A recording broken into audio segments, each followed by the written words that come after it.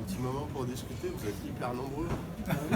Bon, faut qu'on commence vite alors. Alors, Je vous écoute. Oui, il y a le micro qui est devant vous. Ouais, je vais l'utiliser pour répondre aux questions, mais là vous m'entendez? Oui. Le micro c'est pour pouvoir enregistrer, c'est ça? Je sais. Ok, je vais parler dedans. Donc, première question est très générale, mais j'aime bien commencer par là. C'est comment vous est venue l'idée de prendre ce sujet? Ce sujet, en fait, j'avais pas vraiment d'intention de réaliser un long métrage, même pas du tout. Il y a 5 ans, j'ai pris un verre avec un ami qui est un jeune producteur dont j'avais connu les parents. Il s'appelle Robin Boesflug. Et ses parents, Fabienne Vonnier et Francis Boesflug, avaient fait partie des gens qui a été vraiment très bienveillants avec moi dans mes débuts et qui étaient des gens que j'aimais vraiment beaucoup, qui étaient des grands producteurs qui produisaient les films de Nanni Moretti, Fatih Akin. J'avais fait avec eux un film de Catherine Corsini où Robin, leur enfant, faisait le making-of. Et ses 2 parents sont décédés en une année à peu près. Et j'étais resté en contact avec eux. Et puis j'ai pris un verre donc, avec Robin, un peu en mémoire de ses parents, qui avait vu, Robin, mon court-métrage, un court-métrage qui s'appelait Pitchoun, que j'avais fait il y a une dizaine d'années, qui était un peu un clin d'œil à des petits boulots que j'avais fait avant, et notamment clown dans des anniversaires, ou là, en l'occurrence, le salon du camping-car au Bourget, et qui avait beaucoup aimé ce court-métrage et qui me demandait si j'avais pas un projet de long-métrage. On m'avait proposé, après ce cours, qu'on avait présenté à la Quinzaine, à Cannes, qui avait fait son petit circuit dans le monde du court-métrage, de l'étirer en long. J'en avais pas envie. De faire écrire des gens pour moi, pour un projet de réalisation, j'en avais pas envie du tout. J'adore être comédien, j'ai aucune frustration de ça. J'arrive à évoluer sur des registres très différents et tout ça. Donc voilà, je lui ai dit que non, j'avais aucune intention de réaliser un long métrage, et il m'a envoyé un livre qui s'appelle Le Journal du Docteur Girafe, qui a été écrit par Caroline Simons, qui est la fondatrice de l'association Le Rire Médecin, qui a fondé cette association il y a 34 ans maintenant en France, qui est arrivée des États-Unis à un moment où en France il n'y avait pas de clown qui venait voir les enfants dans les hôpitaux. Et donc elle a amené ce métier ici en France. Aujourd'hui l'association s'est beaucoup développée. Et dans ce livre, elle raconte, c'est un récit un peu sous forme de journal, de chronique d'une clown à l'hôpital. Et là, ça m'a énormément touché, et j'ai eu, je dirais, une première étincelle face à toutes les émotions qui me traversaient à cette lecture, à toutes les images aussi que cette lecture générait. Je me suis dit qu'il y avait peut-être matière à faire un long métrage. Mais j'ai dû ensuite confirmer cette idée, cette envie, en allant moi-même faire un travail d'immersion au sein de l'association, en suivant les clowns dans les hôpitaux.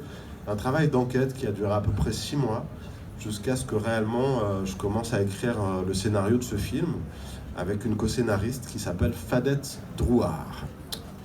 Voilà pour, merci beaucoup, voilà pour la genèse du projet. Alors, je veux bien enchaîner juste. Vous êtes nombreux, là, 2 questions pour une seule personne. Tout le monde pourra en poser 2. Oui, après j'arrête. C'est pas très équitable. Donc après il y a eu l'immersion, mais il y a eu le temps de la fiction, parce que voilà, il fallait construire une fiction autour des clowns à l'hôpital, ce qui est complètement différent d'un documentaire sur le sujet. Oui, mais en tout cas, le film n'est pas l'adaptation du livre. Le livre m'a inspiré l'envie de faire cette histoire, et puis tout le cheminement s'est fait en lien avec Caroline Simons et avec les membres de l'association Le Rire Médecin, encore aujourd'hui. Elle a lu toutes les versions de notre scénario. On a pris en compte beaucoup de remarques, de suggestions qu'elle a pu nous faire. Ensuite, avant le tournage, elle a participé à préparer nos chefs de poste, à donner des touches de justesse et parfois même de folie sur ce qu'on faisait. Et aujourd'hui, on sort ce film main dans la main avec cette association. Donc on a fait des dates de tournée ensemble dans plusieurs villes. On a organisé notamment une soirée avec 10 projections en simultané dans 10 villes où il y a des antennes du Rire Médecin. Et voilà, c'est assez rare finalement qu'on amène le film de la même manière qu'il a été imaginé. Dans ce film magnifique, vous amenez en fait le clown à travers le cirque. Comment est venue Aloïse Sauvage ? Très vite, en fait, au tout début, avant même que je sois sûr de faire un film, Je la connaissais un tout petit peu, on avait tourné ensemble une demi-journée dans Django, et puis elle avait un rôle aussi dans le film Hors Normes, où on s'était croisés. Je la trouvais très intéressante, très singulière, très différente de jeunes actrices qu'on peut voir parfois arriver sur les tournages, et puis en même temps très actuelle, donc quelque chose de très contemporain. Et quand j'ai découvert ce livre, j'étais en tournage d'une série à l'étranger avec Aloïse. Et donc j'ai rapidement en fait projeté cette lecture sur elle, sans lui dire. J'ai aussi écouté ses chansons, ses musiques quand j'avais des moments off du tournage. Et puis quelques mois plus tard, je sentais que cette idée était en train de se préciser de plus en plus, même si j'avais toujours pas de scénario. Et je lui ai dit que j'aimerais écrire ce film pour elle. Et je lui ai demandé si elle accepterait d'en être le rôle principal, en lui disant que j'étais pas sûr d'y arriver, mais que c'était avec elle que je voulais le faire. Je l'ai vue assez surprise, circonspecte, à se demander, on se connaissait pas vraiment, donc pourquoi. Mais tout ça a été il y a 5 ans, et donc on a tout imaginé sur mesure pour elle. On lui a fait lire également les différentes versions du scénario. Elle a commencé à aller observer les clowns à l'hôpital 1 an avant le tournage. Enfin, elle était déjà très engagée, et surtout la confiance qu'on s'est donnée, pour moi, était un terreau très riche, qui permettait elle est arrivée le premier jour de tournage déjà chargée de beaucoup de choses. Elle avait vécu avec ce projet pendant plusieurs années. Vous avez, je pense à une scène en particulier, la scène où l'infirmière et la clown donc parlent de la distance à mettre entre les enfants et elle. Et je me demandais si vous aviez recueilli des témoignages particuliers pour écrire cette partie du scénario. La notion de la juste distance, c'est un thème et une notion qui a parcouru tout le projet. D'abord la juste distance que j'avais quand j'observais les clowns. J'étais en blouse blanche avec un badge de rire médecin, j'étais dans le couloir et je ne rentrais dans la chambre que si l'enfant avait donné son accord, et la famille. Donc les clowns arrivaient et puis me présentaient comme un cousin éloigné et demandaient si je pouvais venir. Donc ça, c'était la première chose. La distance, le cadre finalement est quelque chose qui protège beaucoup, avec notamment les enfants. Il était hors de question de faire croire à Massil, par exemple, qui joue Yacine, que j'étais son père, son grand frère ou je ne sais quoi. J'étais le réalisateur, complice avec lui, mais en même temps j'étais le réalisateur qui travaillait avec un enfant acteur. La juste distance du cadre aussi, à quel moment on s'avance avec la caméra, à quel moment on reste à distance. Ne pas s'avancer dans les moments forcément les plus émouvants, mais chercher toujours la juste distance de la caméra par rapport à ce qu'on filme, et puis aux gens aussi. Ne jamais intimider avec cette caméra, mais faire en sorte qu'un lien intime et complice se tisse entre les acteurs filmés et la caméra qui les filme. Et même si Sarah Giraudot, dans cette scène-là, dit je crois qu'il n'y a pas vraiment de juste distance, on fait comme on peut, on rit, et puis des fois on pleure, et c'est comme ça. C'est un personnage qui le dit, mais c'est pas mon propos à moi. Je pense qu'il y a une juste distance à avoir, notamment quand on travaille avec des êtres vulnérables, comme des enfants à l'hôpital, et que ces liens qui nous engagent ne peuvent être protégés que par une forme de cadre et de juste distance. Bonjour. Est-ce qu'on peut dire que ce film est la réunion du monde de votre enfance entre votre mère qui est infirmière et votre père acteur? Vous pouvez le dire. Mais une fois ceci dit, que peut-on dire? Ouais, non, j'ai grandi entre les coulisses des hôpitaux, les coulisses des théâtres et les couloirs des hôpitaux. Les coulisses des hôpitaux et les couloirs des théâtres. J'ai presque représenté les couloirs d'hôpitaux dans mon film, un peu comme des coulisses de théâtre aussi, avec ces clowns, ces passages, avec le hublot avant de rentrer dans la chambre, et sans cesse des portes, des passages d'un monde à un autre. Et ça fait partie de mes obsessions ou des choses qui me viennent de très loin, donc de l'enfance.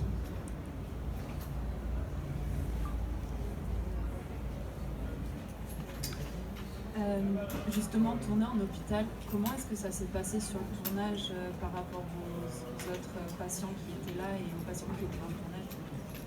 Alors, tous les patients qu'on voit représentés dans le film sont tous des enfants en bonne santé. Il y en a peut-être certains qui avaient un rhume ou une broutille, mais voilà, il n'y a pas d'enfants malades représentés dans le film, enfin en tout cas acteurs dans ce film. Et on a tourné dans l'aile désaffectée d'un EHPAD, donc un bâtiment où on pouvait faire tout ce qu'on voulait. Et le couloir et les chambres et le poste infirmier, on a tout construit comme un décor de cinéma, mais dans un lieu malgré tout qui est un ensemble d'EHPAD et où on voyait quand même le monde hospitalier un peu se frotter à notre tournage. Mais voilà, on n'a pas du tout tourné dans un hôpital en fonctionnement, ça aurait vraiment pas été possible. Et puis il s'agissait aussi de recréer la lumière de ces lieux, de recréer la météo aussi, un brin de soleil qui tombe dans le visage d'un personnage à un moment, un orage qui arrive à un autre moment. Tout ça n'est pas anodin, et c'est aussi des choses qui racontent le film, même si l'idée c'est que ça se remarque pas forcément.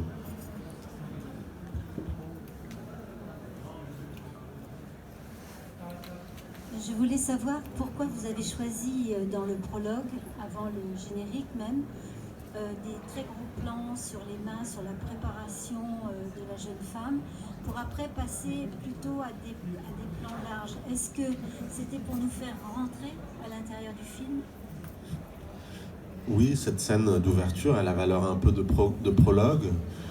J'ai voulu prendre le temps de ce moment-là, j'ai voulu filmer aussi ce personnage d'abord comme une espèce de force de la nature, presque féline, animale. J'ai pas voulu passer par les mots pour la faire rencontrer au tout début, l'exposer dans des dialogues d'exposition, mais au contraire partir du plus près de la peau, de quelque chose de très organique, pour ensuite arriver avec elle sur scène et filmer ce numéro acrobatique.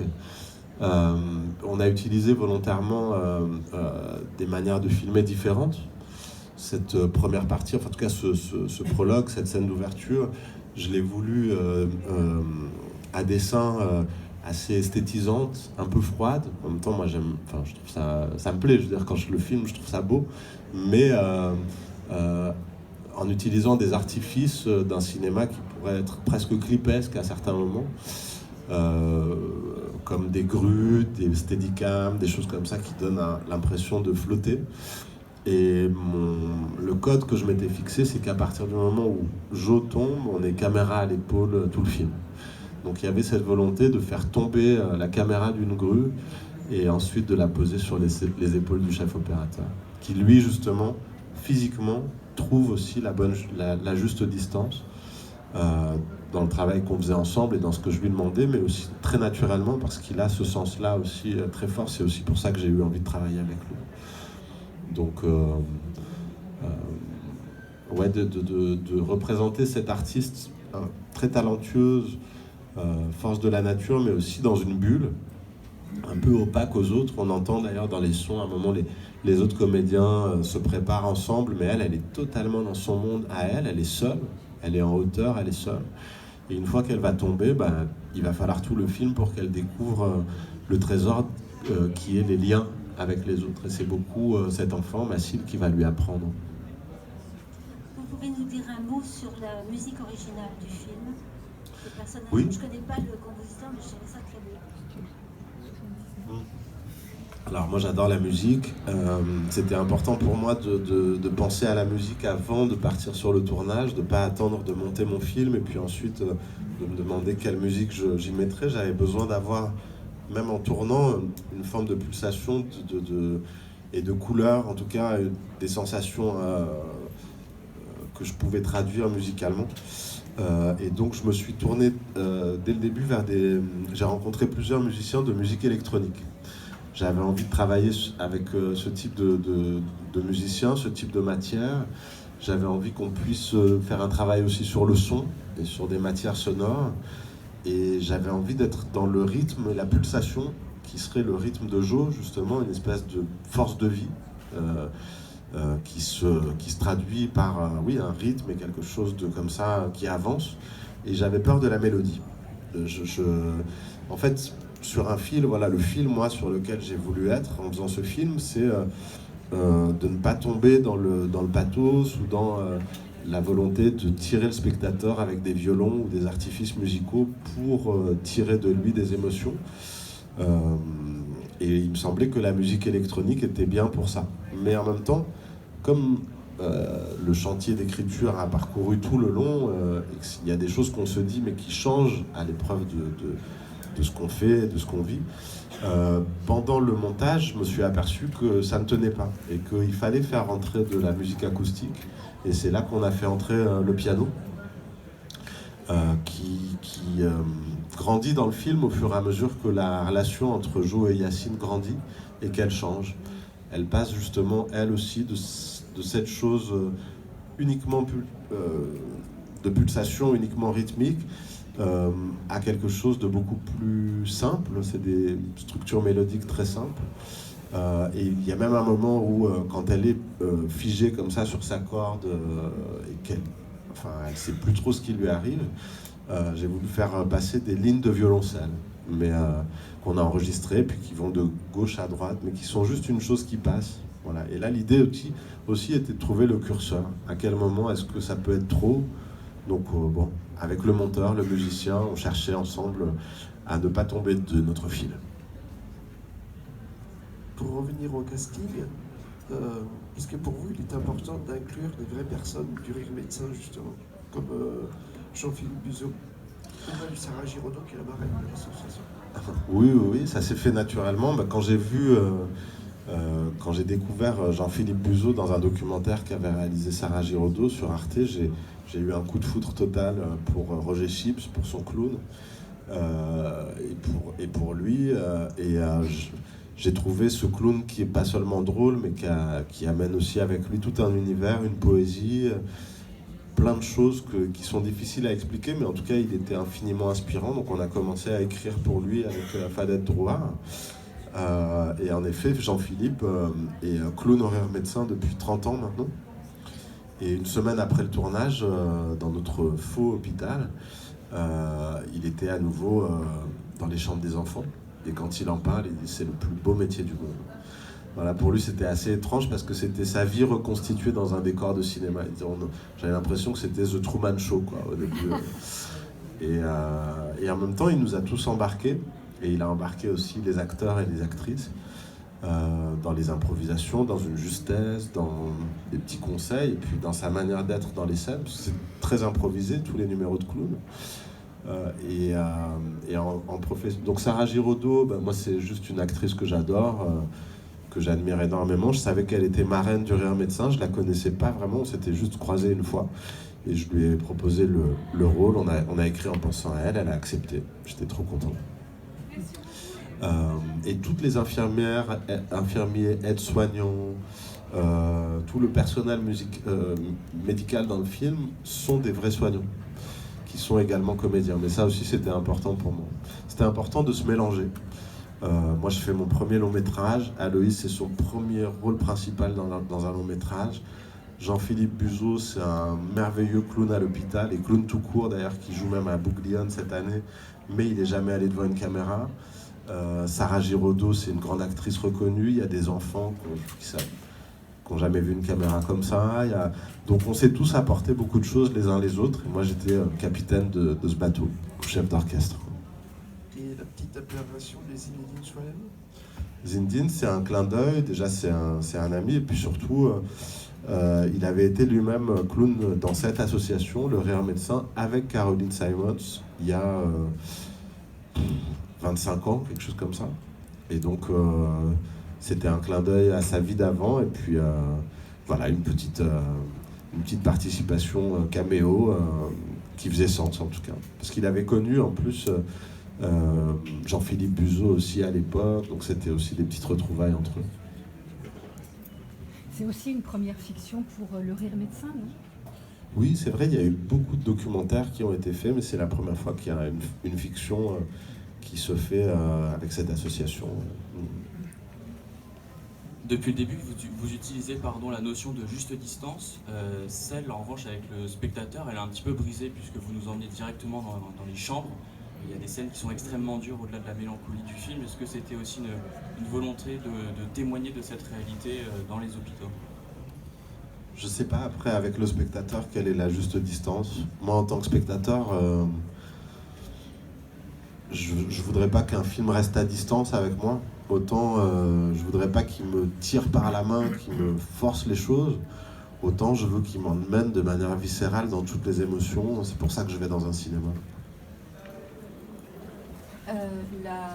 La blague répétée de la vitre qui se casse, d'où est-ce qu'elle est venue?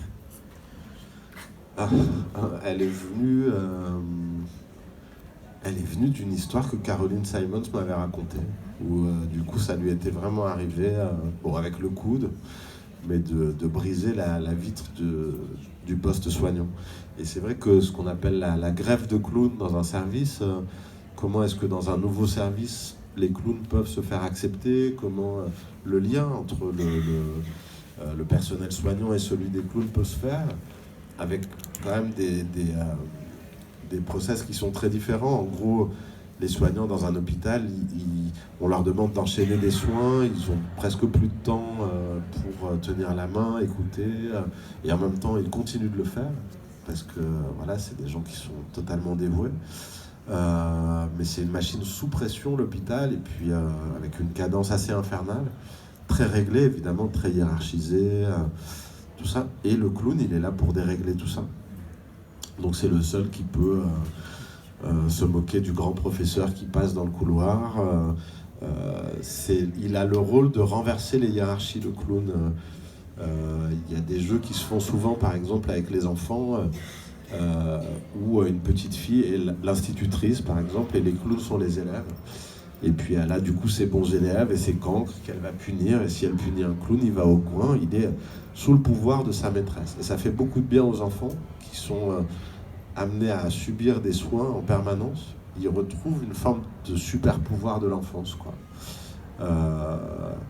Et voilà. Et donc faire travailler en tout cas ces deux choses-là, c'est pas toujours évident. Et j'ai voulu le représenter en image avec cette vitre qu'on brise allègrement plusieurs fois. Je veux rebondir sur ce que vous montrez et ce que vous ne montrez pas. La mort reste hors champ, parce qu'il y a une enfant qui meurt, mais voilà, il en est question, mais ce n'est pas montré. De même que la peine des parents est globalement hors champ, pas tout à fait, mais vous avez tenu quand même à mettre ça à l'écart d'une certaine manière. Alors, oui et non, c'est-à-dire que montrer un enfant en train de mourir, non, je pense pas que ça aurait été le sujet du film. Pour faire un film, il y a un point de vue, il y a un angle, et moi j'ai choisi celui des clowns. Donc il n'y a pas de morbidité chez le clown. Il est dans le présent comme l'enfant. Et l'enfant qui va mourir, c'est terrible, mais moi je le sais désormais. Il peut jouer encore avec son Playmobil une demi-heure avant. Et c'est ça qui est extraordinaire et qui nous bouleverse chez les enfants. On a tous été comme ça, hein. On vient de là. Et en même temps, je me suis dit que quand on pense enfant à l'hôpital, évidemment, on pense à la mort des enfants avec ces maladies-là. Alors, déjà, pour tempérer un peu cette chose, aujourd'hui, la recherche a fait tellement de progrès, notamment sur les greffes de moelle, les courbes se sont inversées entre des enfants qui décédaient et des enfants qui guérissent aujourd'hui. Donc il y a beaucoup plus d'enfants qui guérissent désormais. J'avais pas du tout envie justement, on parlait de la juste distance ou des liens qu'on tisse avec le spectateur. Mon envie n'était pas celle de tisser un lien ni de voyeurisme avec le spectateur, ni de suspense. L'enfant va-t-il mourir ou pas? C'est pas ce que je raconte, quoi. C'est vraiment pas ça. Et malgré tout, la première chambre où Jo va arriver, c'est celle de Baya. La peine des parents, elle le voit en fait dans le couloir pendant que les clowns chantent La route de Memphis d'Eddie Mitchell. Il y a d'un côté un enfant qui rigole avec les poubelles et de l'autre un couple de parents qui vient d'apprendre un diagnostic et qu'on voit s'effondrer dans les bras l'un de l'autre. On voit aussi la combativité du père de Yacine. On voit son trouble, on voit son désemparement, mais on voit aussi quelqu'un qui a installé son boulot dans la chambre de son fils, son bureau, qui est là tout le temps et qui se bat. Et moi, j'ai vu beaucoup plus de gens qui se battent en fait dans ces lieux-là, que ce soit les enfants, les soignants, les parents, tout le monde. Et c'est ça que je voulais raconter. Mais qui se battent pas avec des armes, mais avec du rire, des émotions, et puis tout ce qu'ils peuvent, quoi, en tout cas, mais en prenant soin. Le film est proche paraît très très proche de la réalité. Combien de temps de repérage vous avez mis et surtout comment vous avez réellement procédé pour écrire tout ce film? J'ai passé 6 mois à peu près d'enquête, d'immersion, d'interviews, à traîner dans les hôpitaux avec les clowns, à aller aussi à l'association, assister à des auditions, des ateliers entre eux. J'ai vraiment d'abord découvert totalement ce métier que je voulais connaître à fond. Donc ça a duré à peu près 6 mois. Et puis ensuite, j'ai commencé à écrire avec ma co-scénariste et l'écriture du scénario a duré presque 3 ans. Mais bon, 3 ans pendant lesquels j'ai quand même tourné des films en tant qu'acteur, quoi. Donc c'est pas totalement 3 ans à plein temps, mais c'est le temps qu'il nous a fallu pour développer cette histoire. Il y avait autre chose dans votre question à quoi j'ai pas répondu? C'est plus aussi comment les rencontres que vous avez faites pour faire ce scénario et être aussi proche de la réalité, parce qu'on a parfois l'impression qu'on est à la limite entre la fiction et le documentaire, on oublie presque le jeu des acteurs et on se dit que ça pourrait vraiment être une scène réelle. Il faut beaucoup de travail pour donner cette impression de documentaire. Ou alors on fait un documentaire, mais pour reconstituer ça, moi mon but c'était de raconter une fiction, mais dans un décor, dans un territoire, dans un ensemble qui soit le plus juste possible. Voilà. Donc la notion de justesse, pour moi, ça a été vraiment mon but principal. Il y a quelque chose qui est très documentaire, me semble-t-il aussi, c'est qu'on se rend compte que d'être clown à l'hôpital, c'est pas quelque chose qui s'improvise, parce que voilà, on voit bien qu'avec la présidente de l'association, il y a un véritable enjeu, d'emmener des clowns à l'hôpital. Ça, vous le montrez très bien. Merci. Encore une fois, voilà, c'est pas vraiment le but d'être documentaire là-dedans, et je sais pas trop ce que ça veut dire. J'adore les documentaires, mais voilà. Mais par contre, de faire découvrir ce métier aux gens, comme moi je l'ai découvert, c'était important pour moi. Et puis je trouve que voilà, de pouvoir assister à des moments justement où ils font des jeux de rôle, où il y a toute une mise en perspective de leur travail, où ils en discutent, où on les voit remplir des feuilles de rapports, tout ça.